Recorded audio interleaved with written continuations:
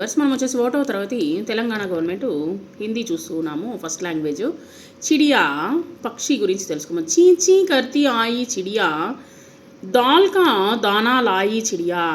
ఈ యొక్క పప్పు ధాన్యంతో కూడినటువంటి ఒక చిన్న ముక్కని తీసుకొని వచ్చింది ఈ యొక్క పక్షి. ఈ యొక్క చీ చీ అంటూ శబ్దం చేసుకుంటూ వచ్చింది.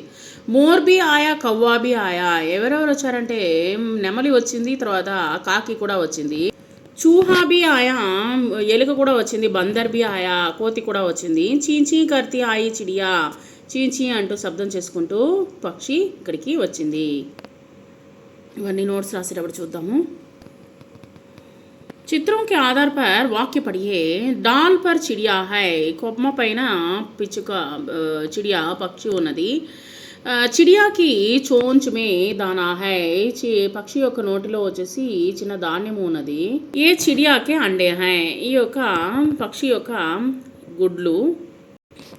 చిడియా దేకియే శబ్ద పడియే అక్షర్ పహచానియే. చిడియా అంటే పిచ్చుక. बक्से में दिए गए अक्षर मात्रा के साथ बोलिए.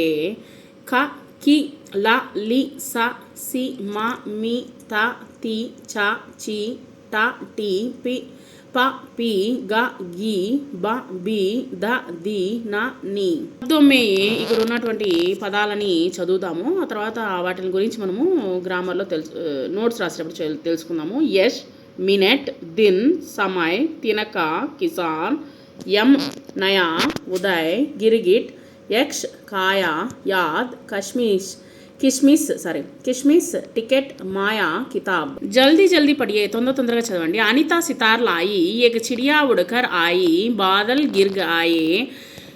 दिन निकल आया. గిలాస్ ఇదర్ లావో కితాబ్ ఉదర్ రక్. సో ఇక్కడ చిడియా అంటే పిచ్చుక. మనం పక్షి అని చెప్పాను నేను. సో పక్షి కాదు, పిచ్చుక గురించి మనం తెలుసుకున్నాము. బిందు మిలాకర్ అక్షర్ లిఖియే. మిలాకర్ పడియే. యా మా చి డి యా. అన్ని నోట్స్ రాసేటప్పుడు చూద్దాము. అక్షర్ మిలాకర్ లిఖియే. కొన్ని పదాలు చూద్దాము. కాయా, చిడియా, నాక్, గిన్, మాయా, హిరణ్, బాన్, నికట్, కన్, కామ్, కిదర్, ఖాన్, మినట్. అన్నీ మనం వచ్చేసి నోట్స్ రాసేటప్పుడు చూద్దాము. మిల్కర్ లిఖియే.